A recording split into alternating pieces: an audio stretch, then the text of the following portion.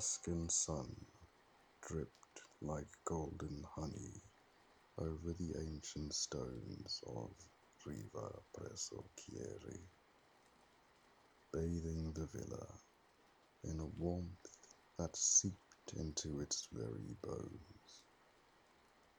For Terence and York, standing hand in hand amidst the fragrant lavender and sun-drenched olive groves, it was a dream spun from silk and whispered promises. This Italian haven, a legacy from Terence's estranged parents, felt worlds away from their London life. He, burdened by the weight of inherited wealth and a childhood starved of affection, she, yearning for the glittering facade of a life she'd only glimpsed from afar. Their children, Blake and Sarah, tumbled through the gardens, their laughter echoing like the chime of distant bells. The village itself was a tapestry woven with threads of time and tradition. Kind-eyed elders, their faces etched with wisdom, greeted them with genuine warmth. Life here revolved around the rhythm of the seasons, each meal a celebration of the land's bounty, prepared with loving hands from scratch. Soon, invitations arrived, elegant cards bearing the names of the village's most esteemed residents. Dinners became a nightly affair, a whirlwind of crisp linen, clinking glasses, and conversations that danced between philosophy and the price of olive oil. Yet, beneath the veneer of rustic charm, a disquieting note began to resonate. The villagers, with their polished manners and erudite discussions, seemed unduly fascinated by Blake and Sarah. Their questions, seemingly innocent, lingered in the air like the scent of wood smoke, a touch too intense, a shade too probing. In a village brimming with life, why were Terence and York's children the only young faces to be seen? The scent of simmering tomatoes and basil filled the villa's kitchen, a comforting aroma that had become a nightly ritual. Gabriella, a woman of a few words but immeasurable culinary talent, moved with a quiet grace as she prepared their supper. Her face, etched with lines that hinted at stories untold, held a gentle warmth that put York at ease. Gabriella had appeared as if from nowhere, offering her services after a chance encounter in the village square. She spoke little of her past, deflecting questions with a polite smile and a swift change of subject. Tonight, as Gabriella expertly sliced a roasted veal chop, she glanced at York with a mischievous twinkle in her eye. "Bellissima," she murmured, her voice a low, melodic hum. "You remind me of this vitello, so fresh, so tender." York laughed, a nervous flutter in her chest. "I hope that's a compliment, Gabriella."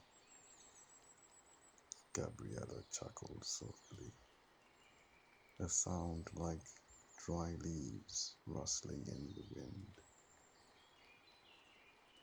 "But of course, dear, in Italy we appreciate the beauty of youth, though," she added, her eyes narrowing slightly,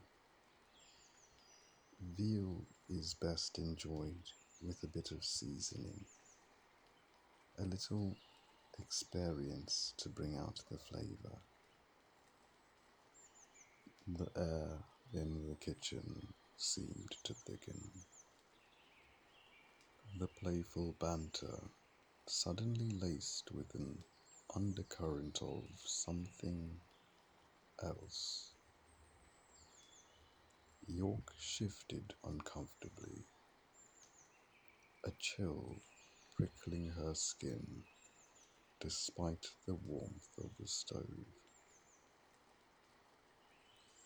The weight of unspoken unease settled heavily on Terence's shoulders, a knot tightening with each passing day in Riva Presso Chieri. He couldn't quite articulate it. This prickling discomfort that ran beneath the surface of idyllic village life. Was it the intensity of the villagers' gazes? The way their smiles seemed to hold a question he couldn't decipher?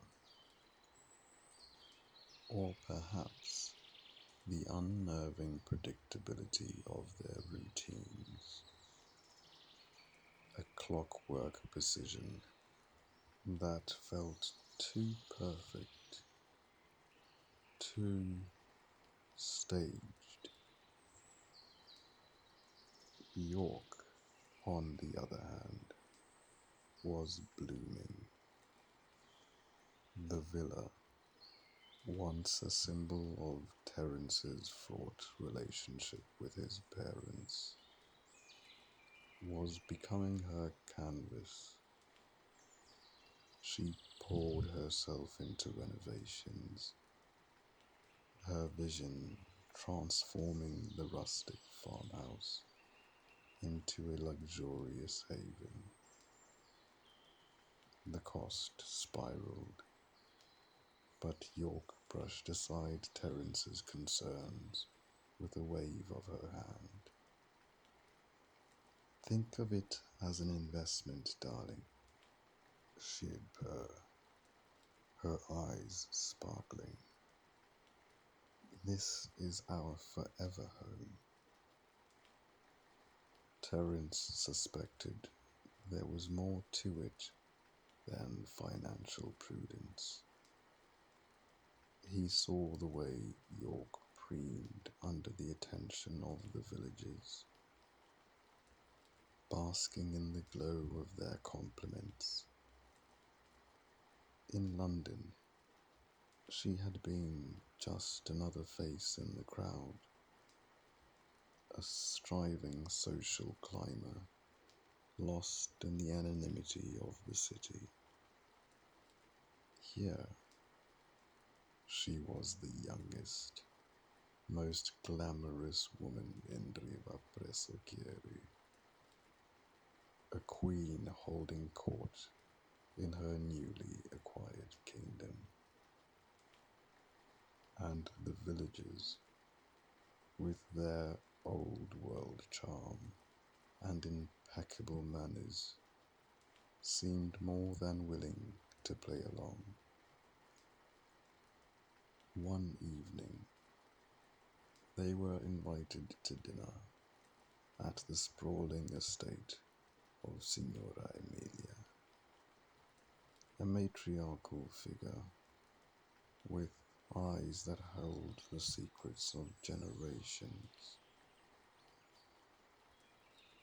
The conversation flowed easily, a gentle current of polite inquiries and witty anecdotes. But then, Signor Rossi, a man with a face like weathered parchment, made a remark that sent a shiver down Terence's spine. "Ah, yes," he chuckled, swirling the wine in his glass. "The Great War. Those were trying times, weren't they?" A hush fell over the table. Signor Rossi's eyes, usually sharp and alert, seemed to glaze over, lost in a distant memory.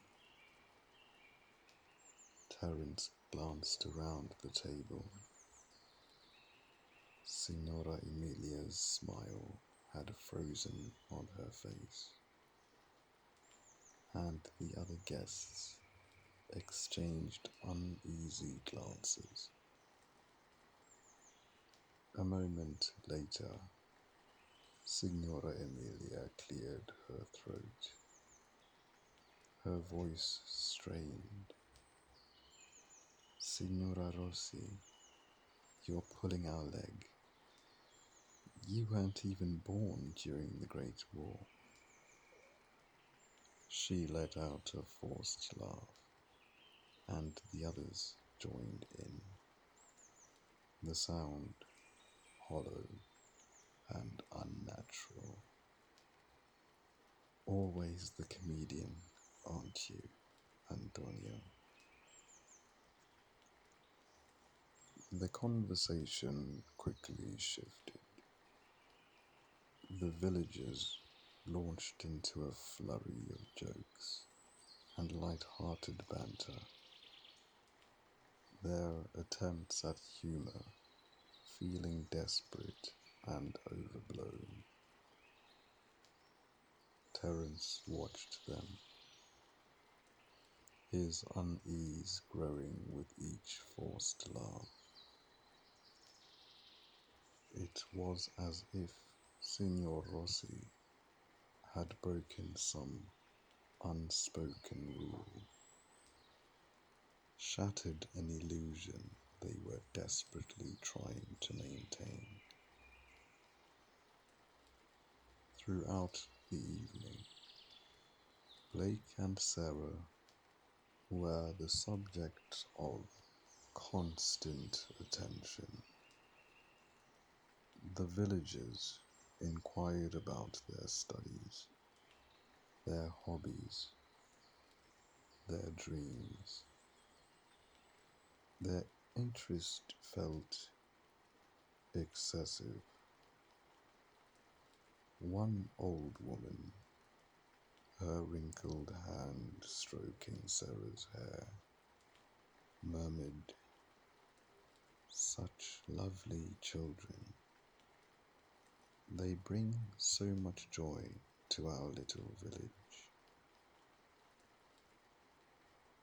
As they drove home that night, Terence tried to voice his concerns, the words stumbling over each other in his throat. York, something feels off about this place, about the villages. York cut him off, her voice sharp. Don't be ridiculous, Terence. You're just being paranoid. They are simply being welcoming. She gazed out the window, a dreamy smile playing on her lips. This is our home now, our real home. Blake and Sarah, oblivious to the undercurrents swirling beneath the surface of village life, were thriving.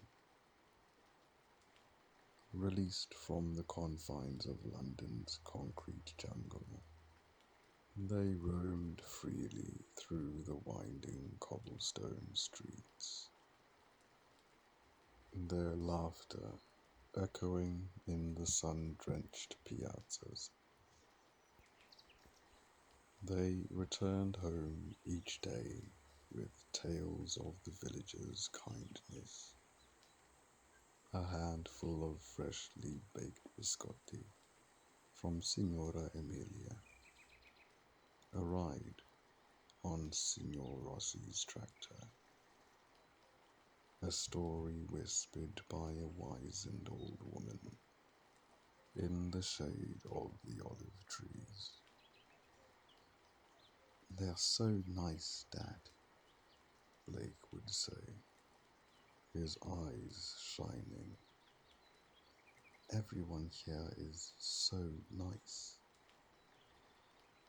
Terence, however, found himself increasingly preoccupied with finances. While his trust fund was substantial, it was not, as York seemed to believe, an endless well. The renovations, coupled with York's penchant for designer clothes and extravagant parties, were quickly depleting his resources. He tried to broach the topic with York, but she dismissed his concerns with a nonchalant wave of her hand. Don't worry your pretty little head about money, darling, she'd say, her eyes fixed on the latest issue of Italian Vogue. We'll always have enough. Ironically, it was Signor Rossi who offered Terence a much-needed distraction. The old man, sensing Terence's unease, invited him to his olive grove, a sun-drenched sanctuary where ancient trees stood sentinel over the rolling hills.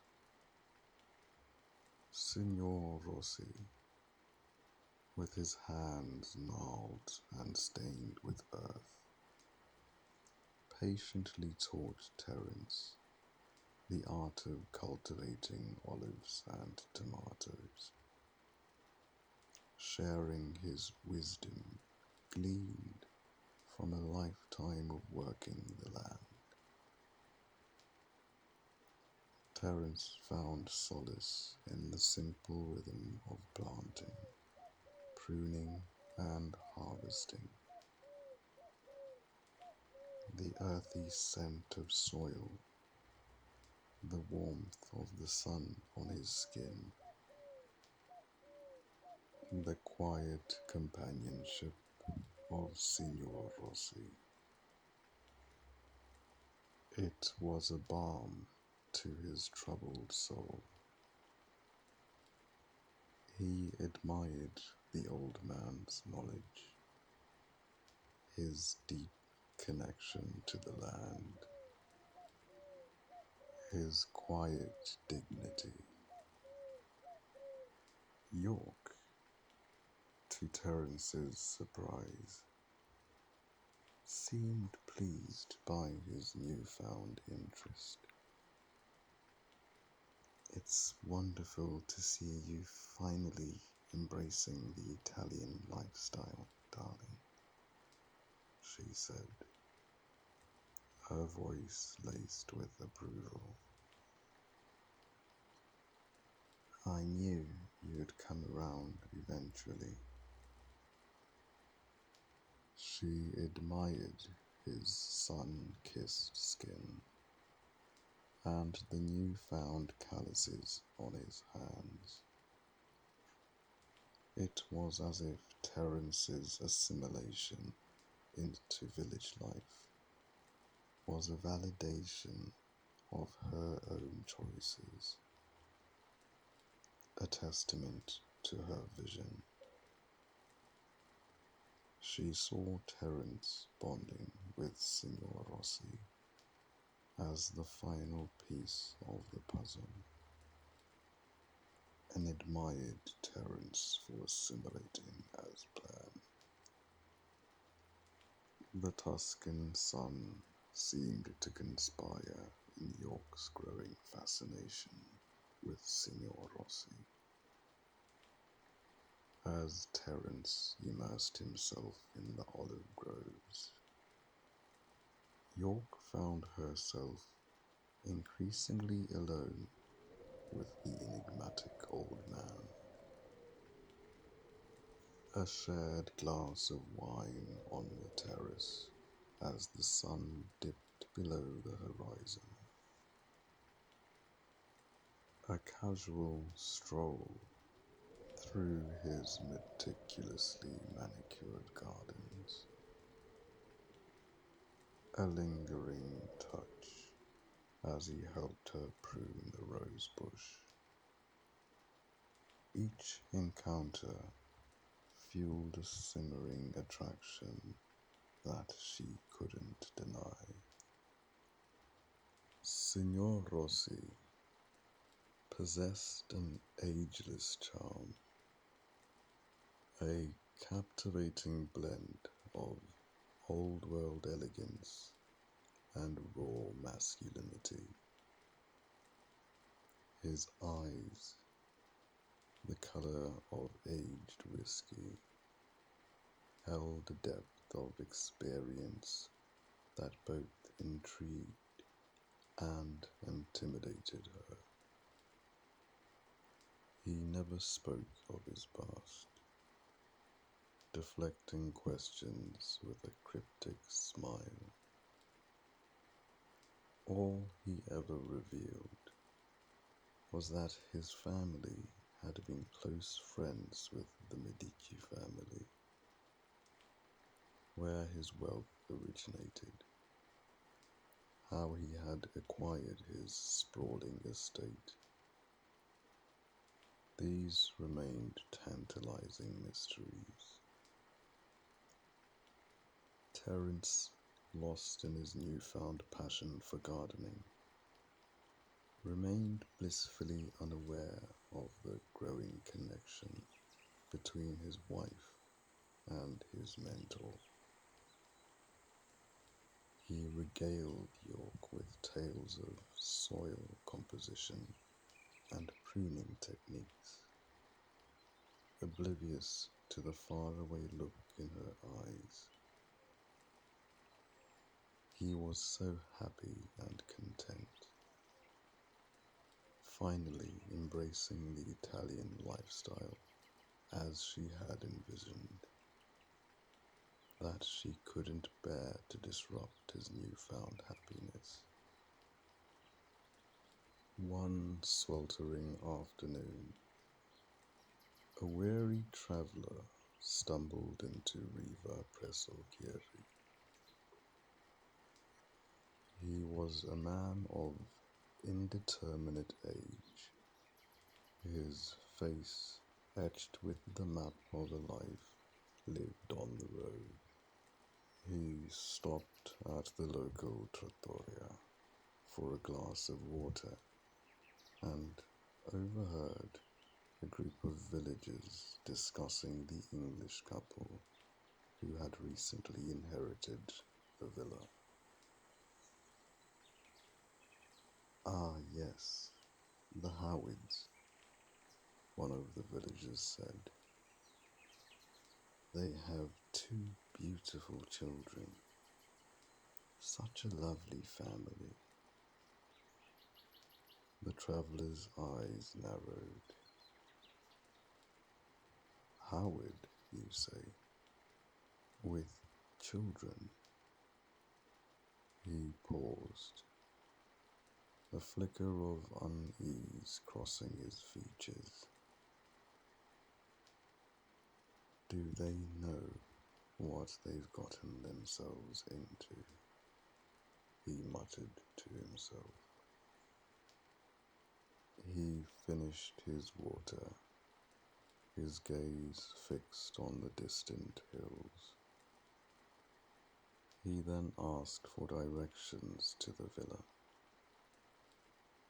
After being denied, he left the village at a brisk pace, disappearing as quickly as he had arrived. Under Signor Rossi's tutelage, Terence discovered a hidden talent for cultivating tomatoes of exceptional quality.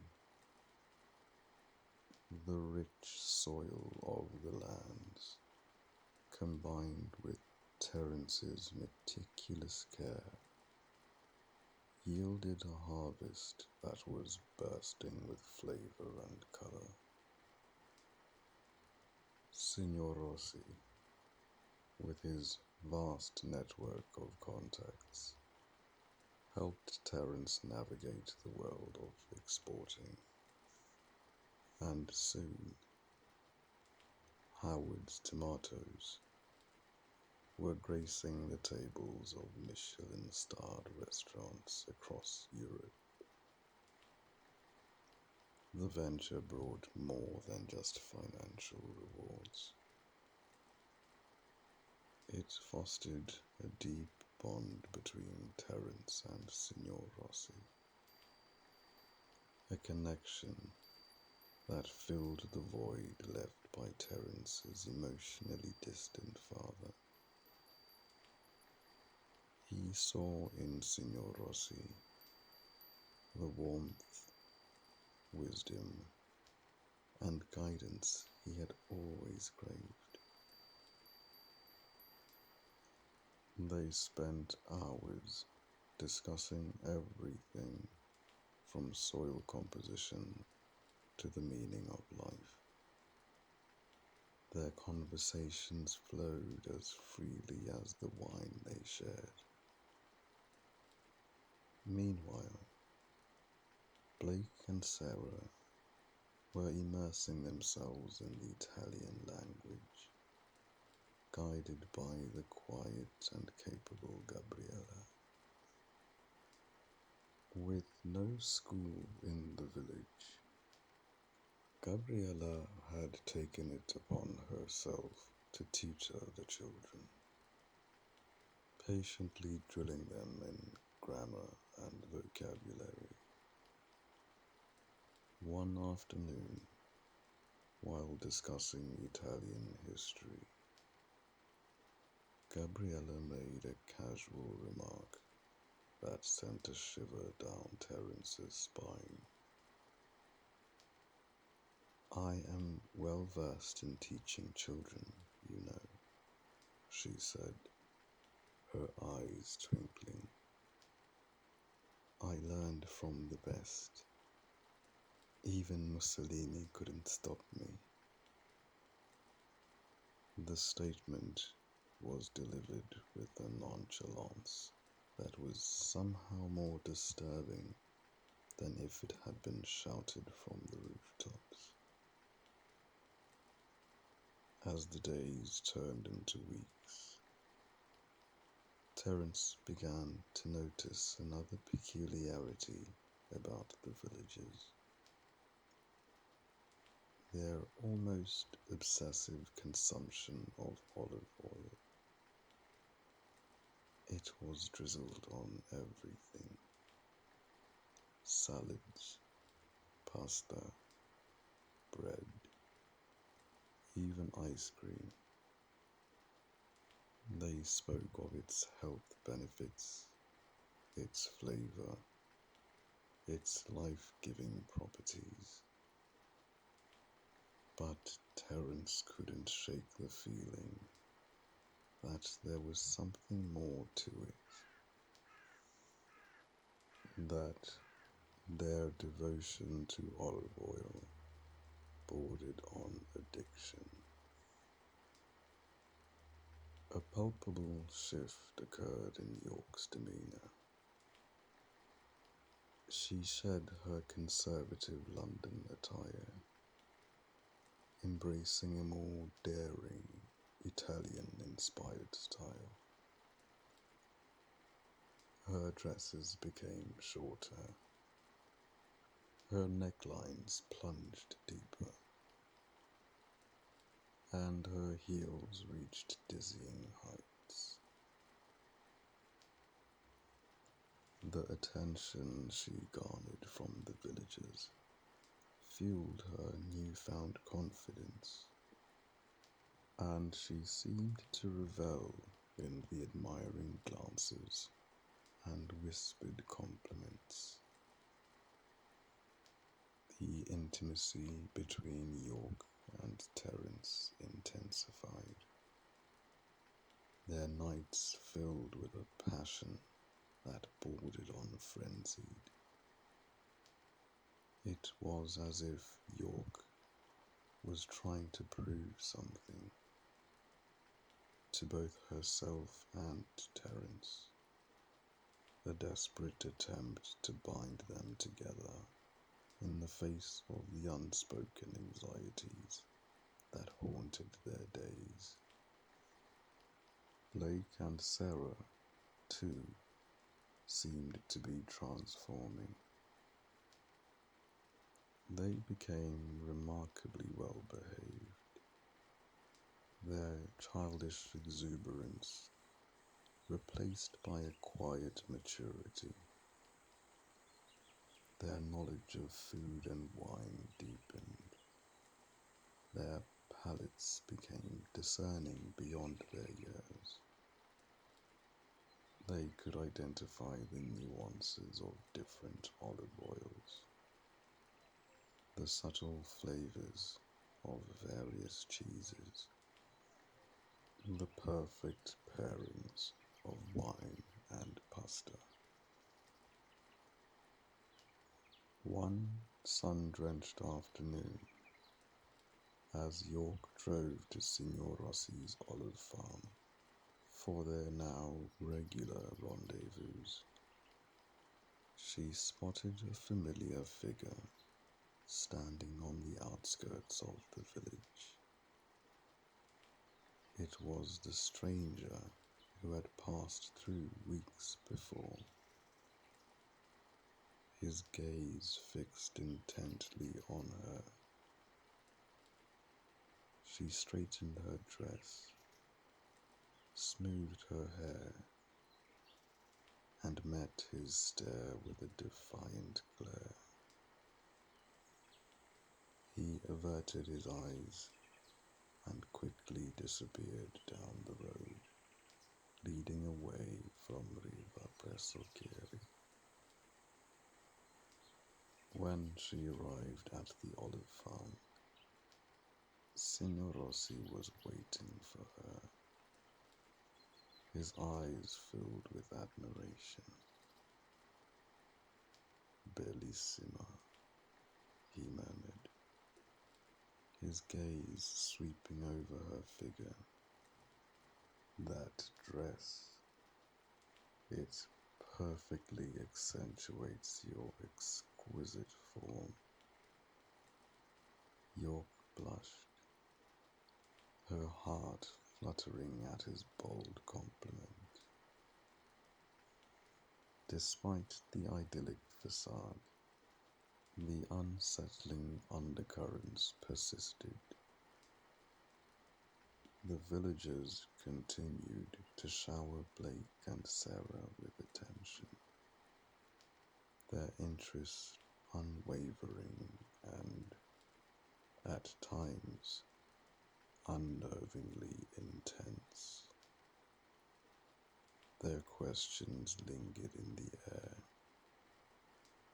veiled in politeness, but hinting at something more sinister.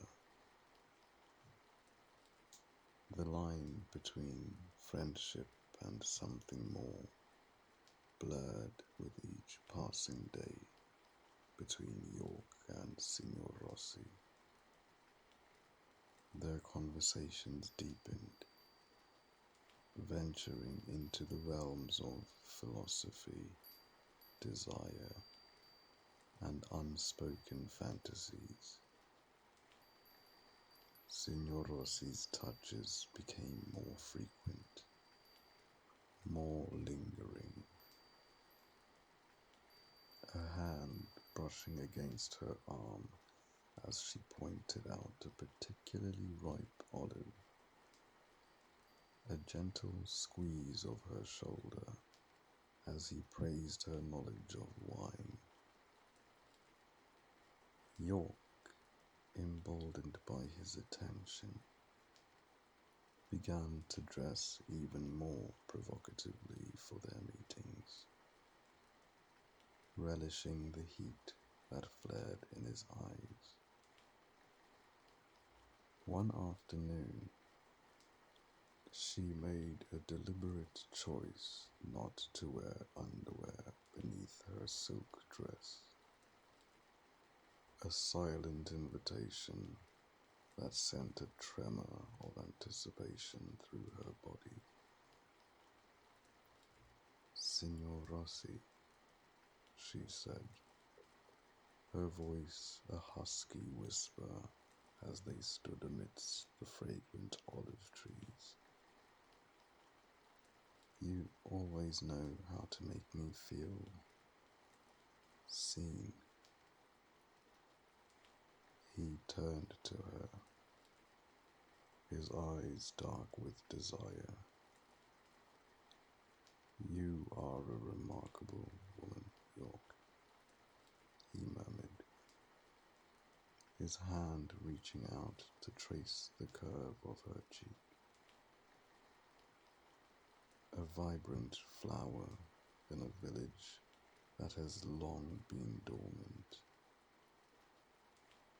He let his fingers trail down her neck, pausing at the delicate hollow of her throat. "Tell me, York, what is it you truly desire?"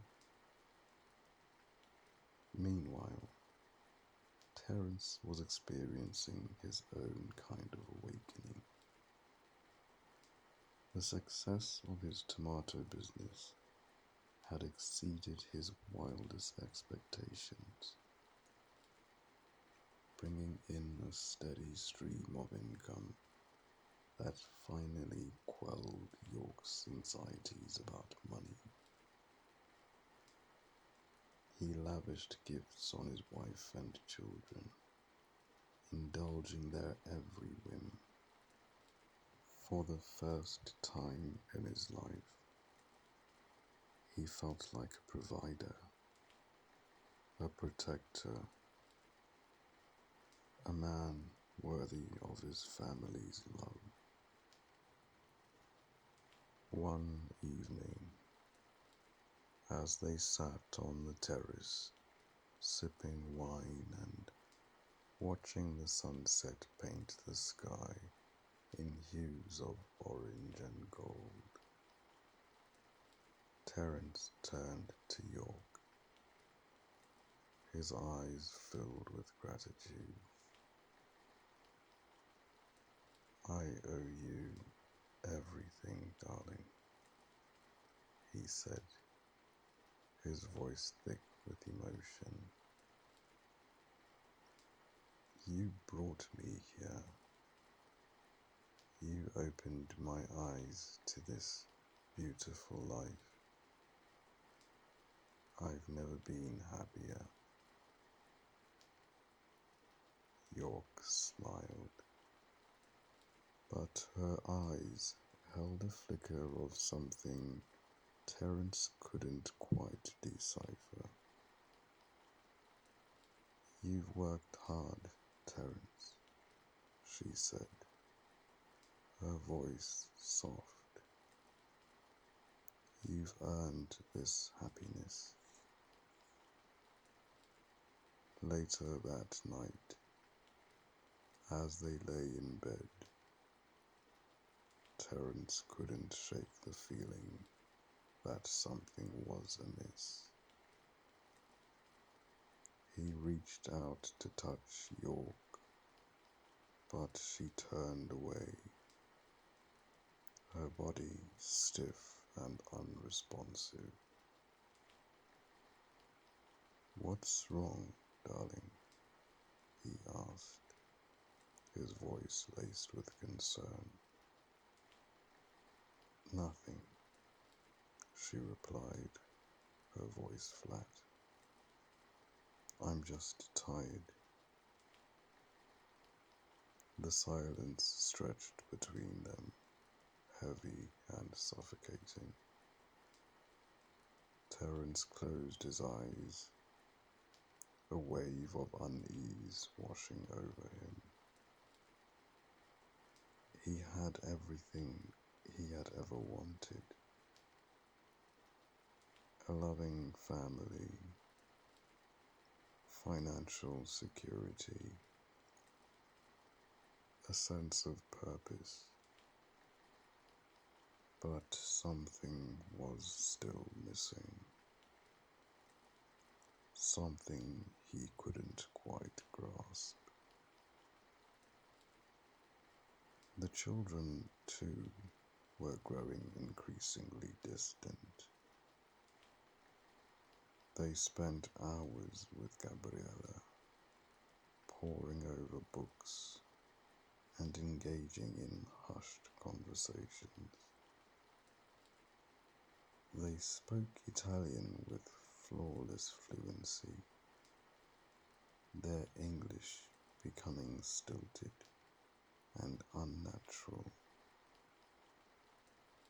They seemed to belong to this village in a way that Terence never could.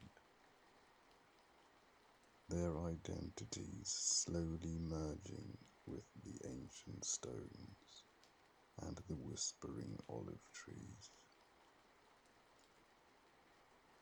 One morning, as Terence was preparing to leave for the tomato fields, Sarah stopped him at the door, her eyes filled with an unnerving intensity. "Dad," she said, her voice barely a whisper, "do you know what the olive oil is really for?" Terence frowned, his brow furrowed in confusion. "What do you mean, darling?" "It's for cooking, of course." Sarah shook her head, her gaze unwavering. "No, Papa. It's for remembering."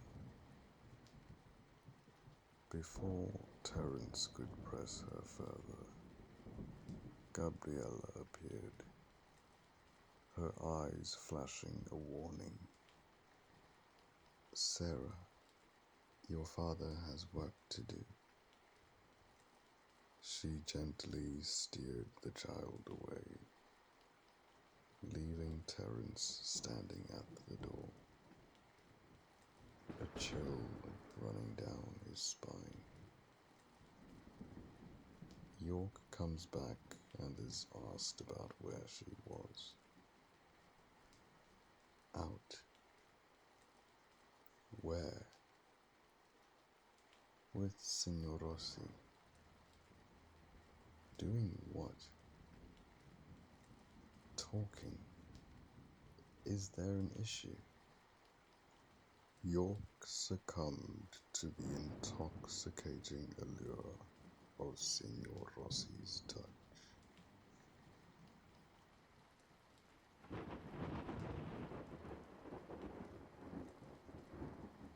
What began as innocent brushes and fleeting embraces soon escalated into passionate caresses, stolen kisses in the shadows of the olive trees, and whispered promises of forbidden pleasures. She revelled in the attention, the thrill of the secret affair,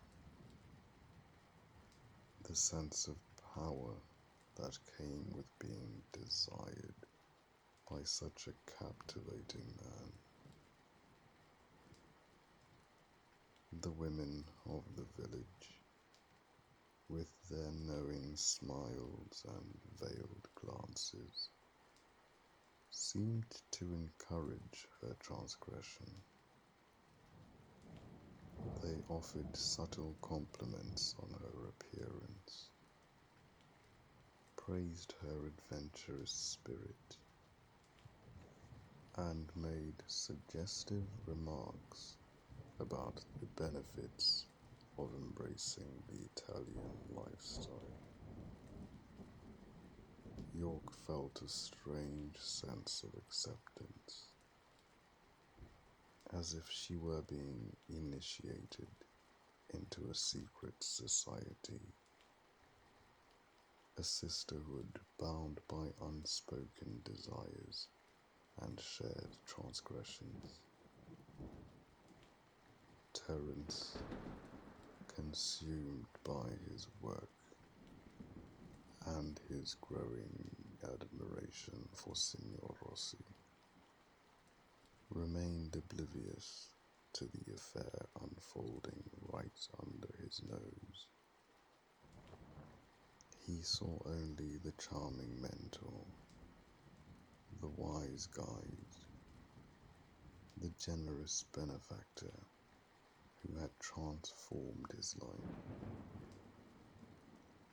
He dismissed York's increasingly provocative behavior as mere eccentricity, a harmless expression of her newfound freedom.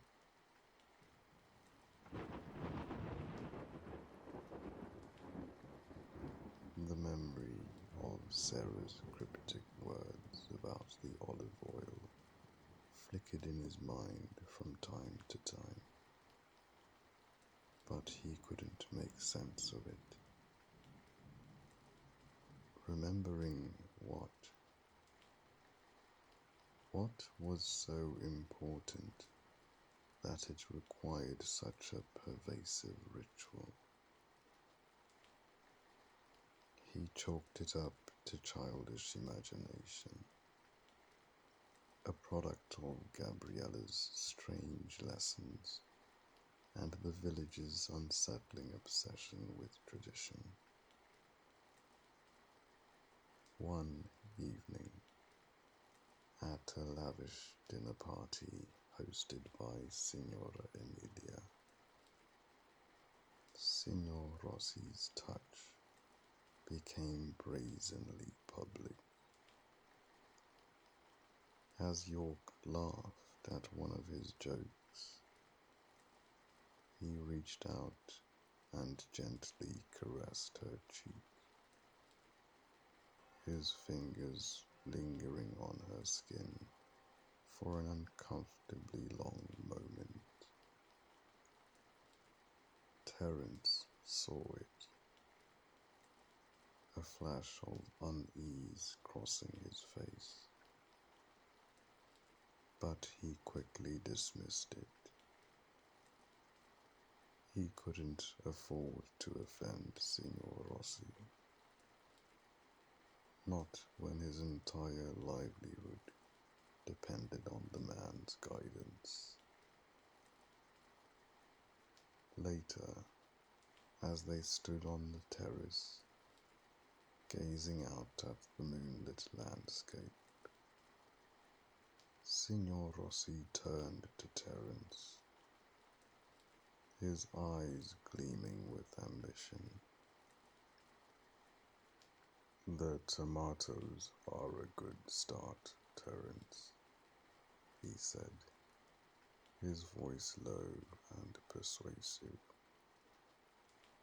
"But the real wealth lies in the olives.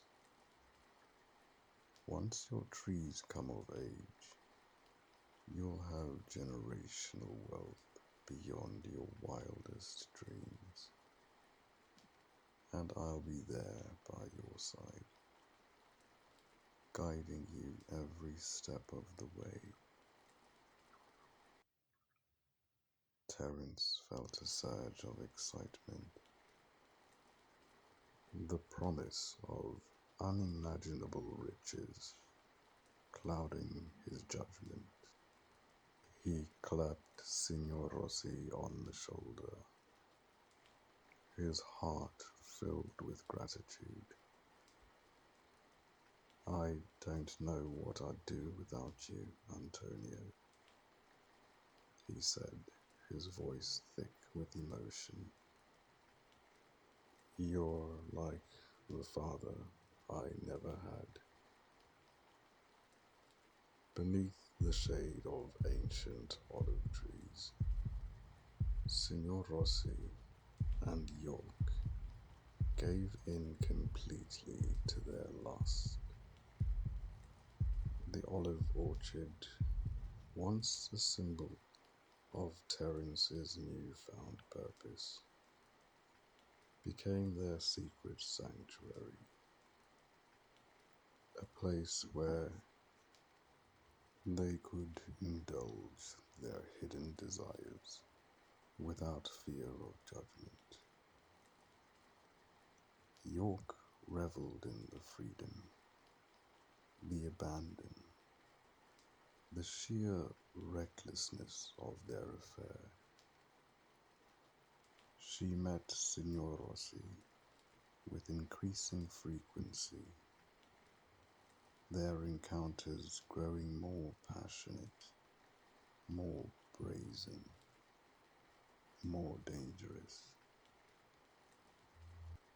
Terence remained oblivious, blinded by his ambition and his unwavering trust in Signor Rossi.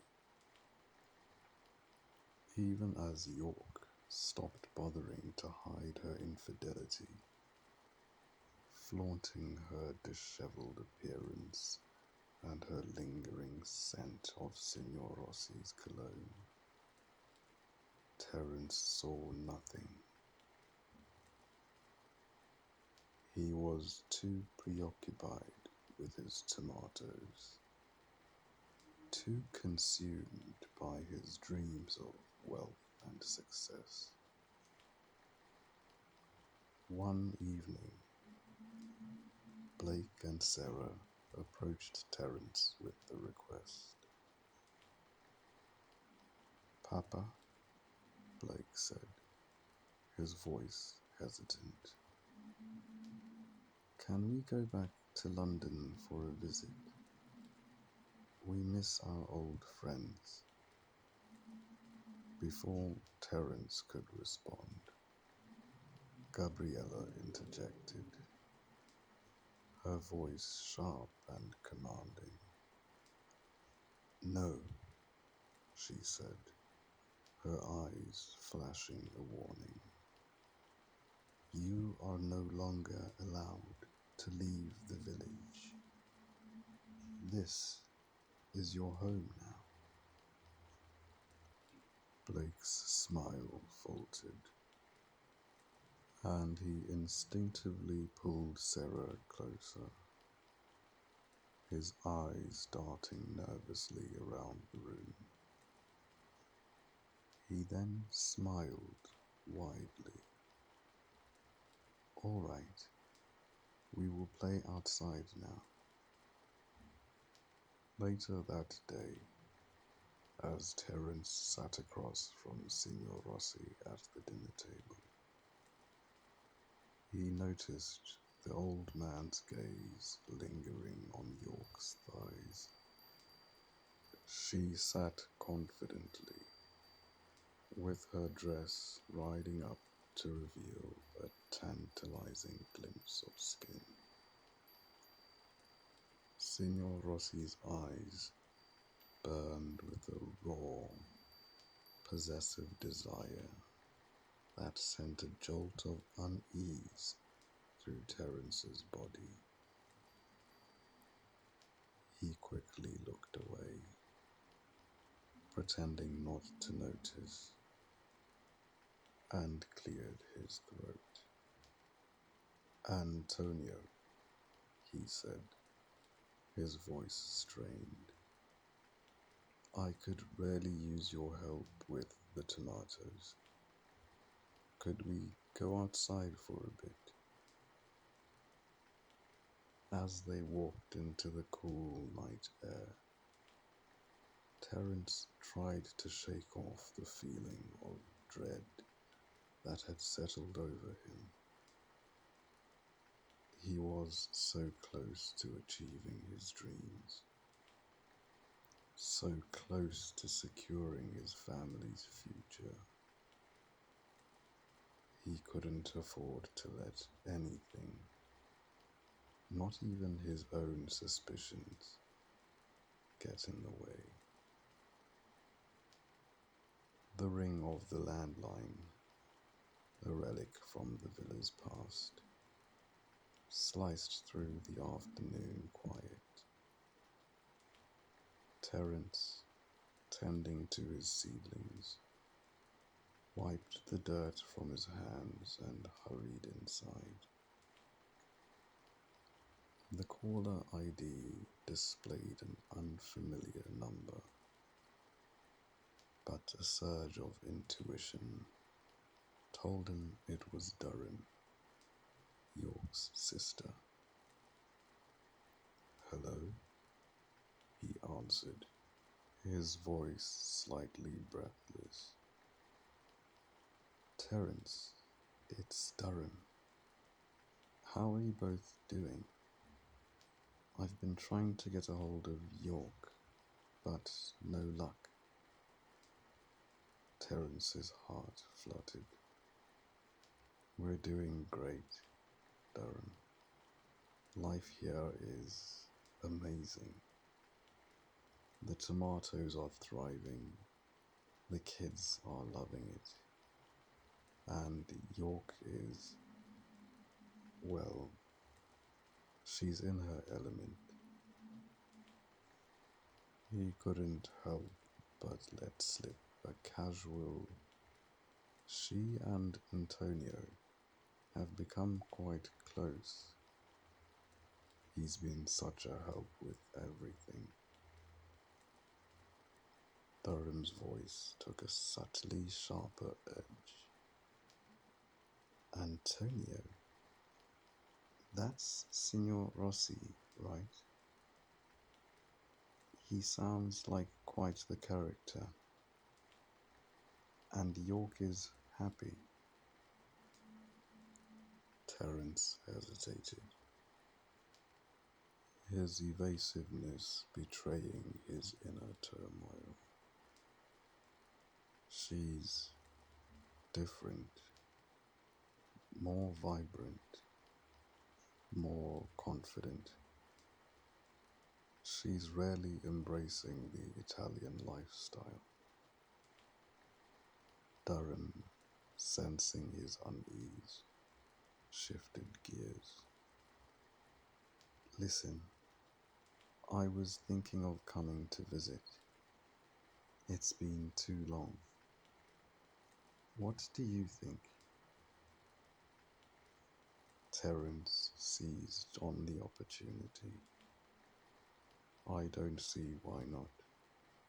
But let me talk to York first.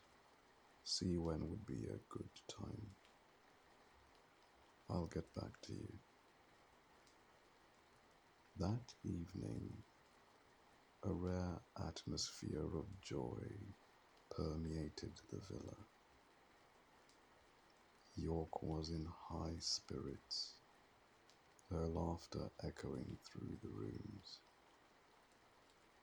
The children were equally buoyant, their faces flushed with excitement. York, beaming with pride, had prepared a hearty meal, a local speciality she had learned from one of the village women. As they cleared the table, Terence broached the subject of Durham's call. Durham called today, he said, his eyes fixed on York's face. She said she'd been trying to reach you, but you haven't answered. York shrugged, her eyes glinting mischievously. I saw her calls, but I've been busy. Besides, what's the point of her coming here? She just wants to spy on us, see if we're really as happy as we seem. She's jealous, that's all. Terence frowned. That's not fair, York. She just wants to see you.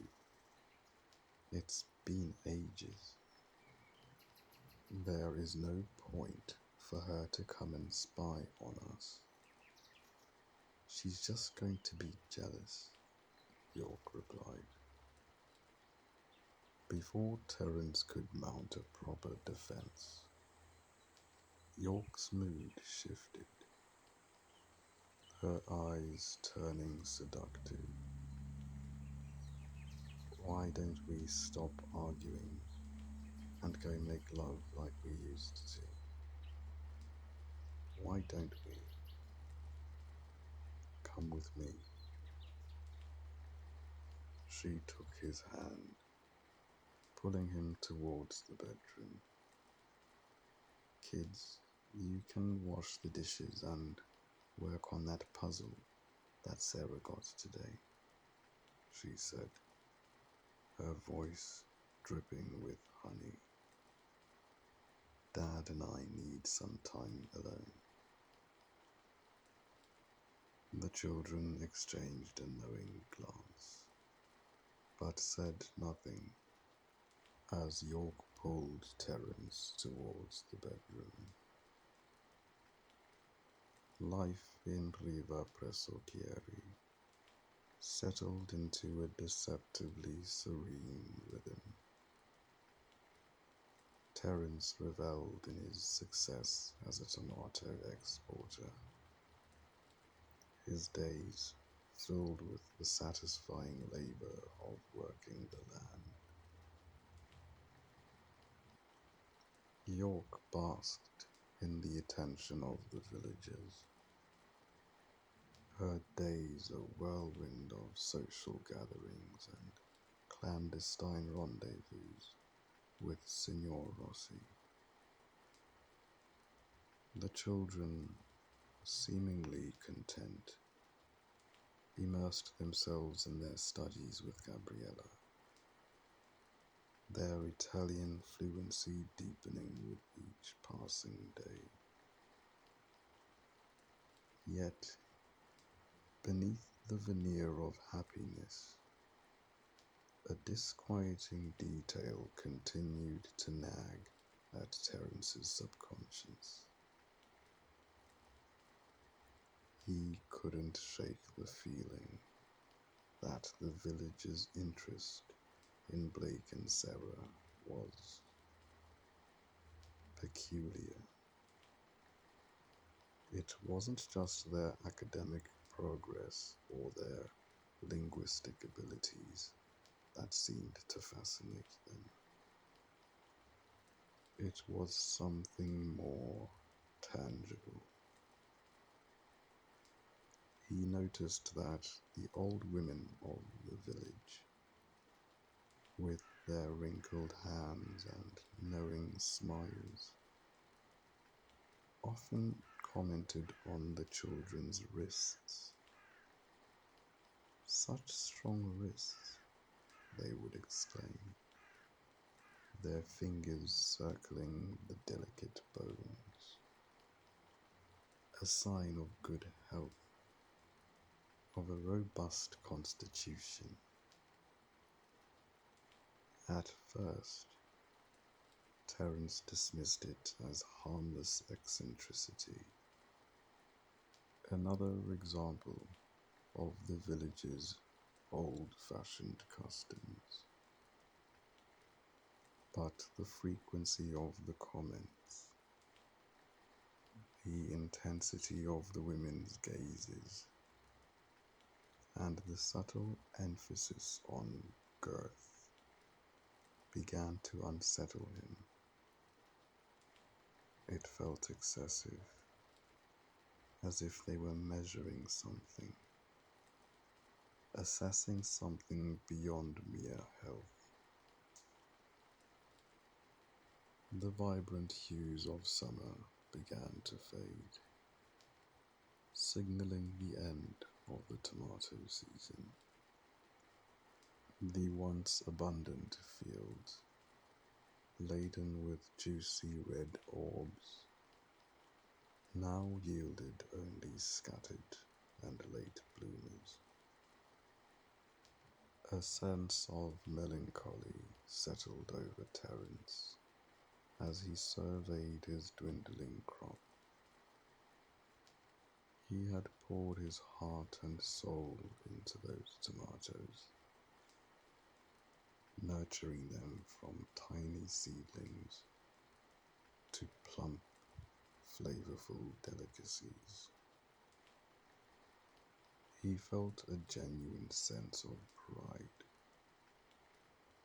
a satisfaction that transcended mere financial gain. Signor Rossi, however, did not share Terence's sentimentality.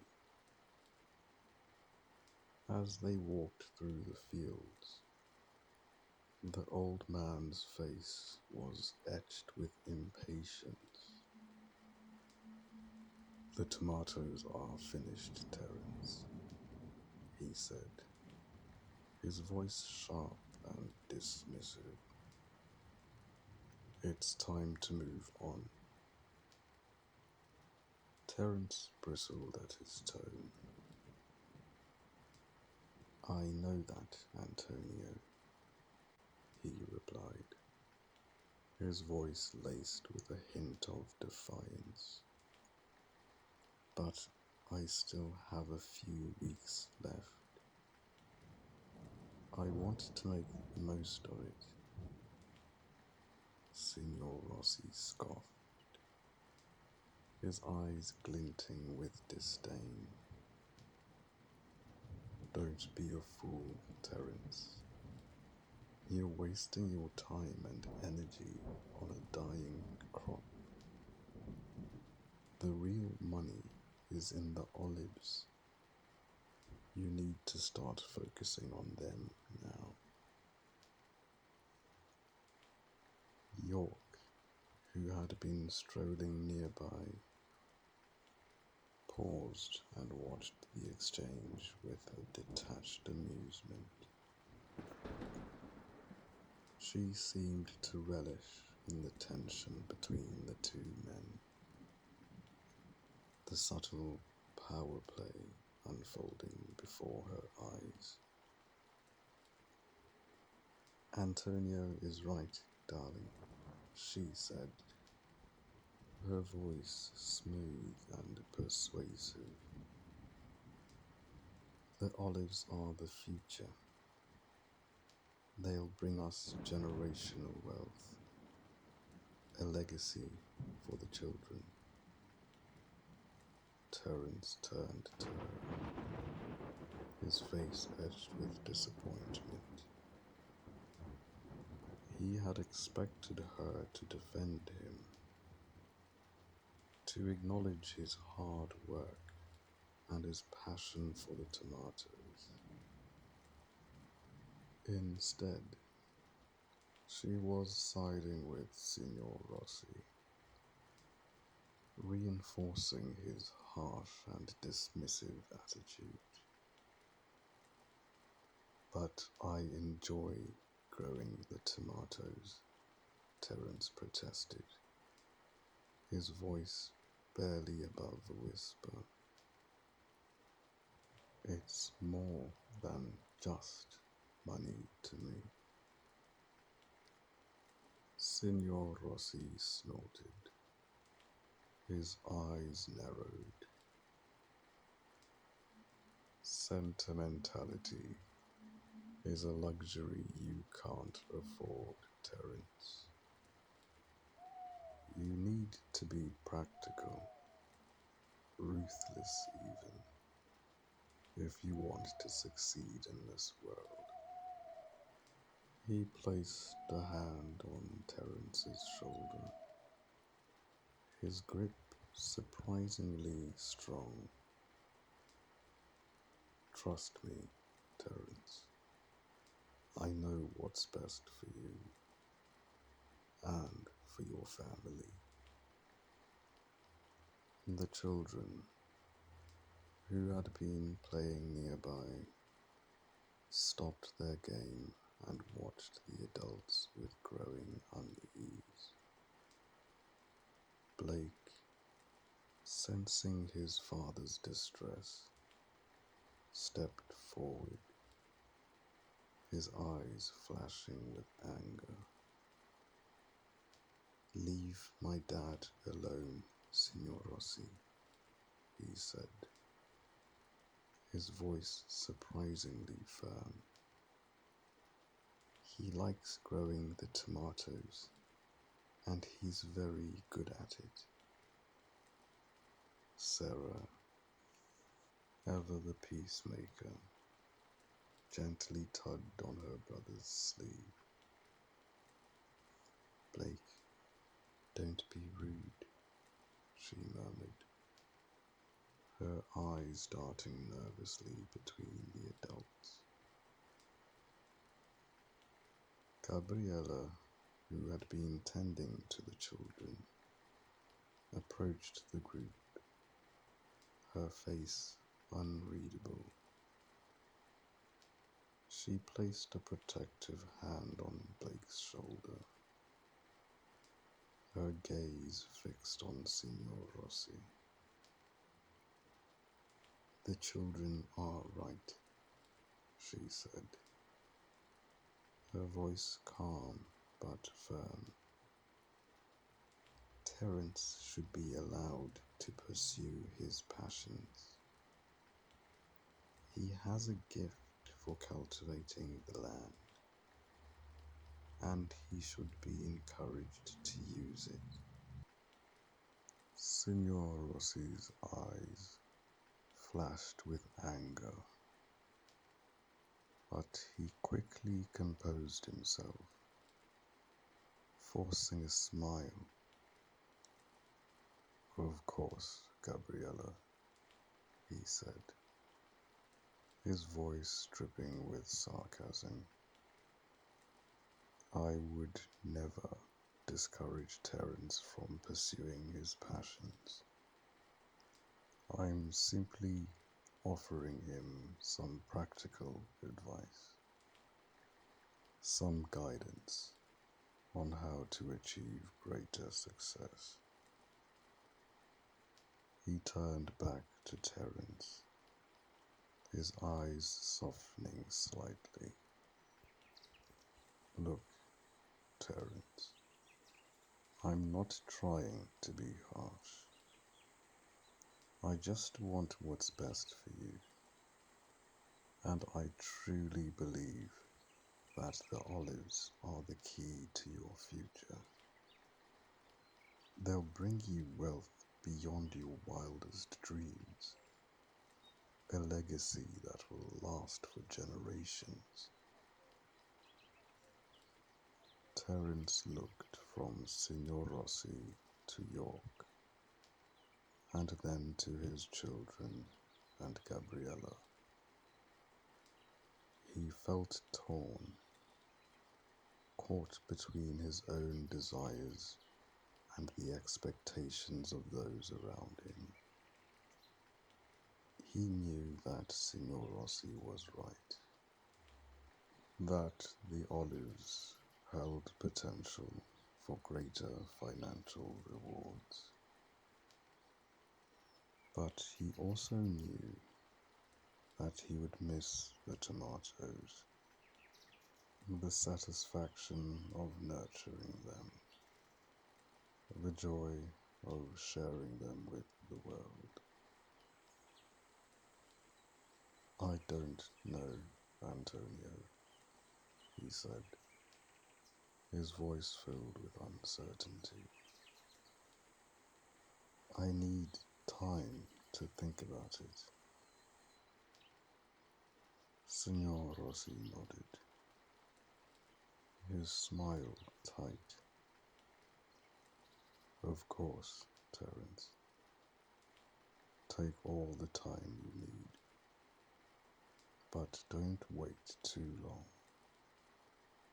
The clock is ticking. As they walked back towards the villa, Terence couldn't shake the feeling that he was being manipulated,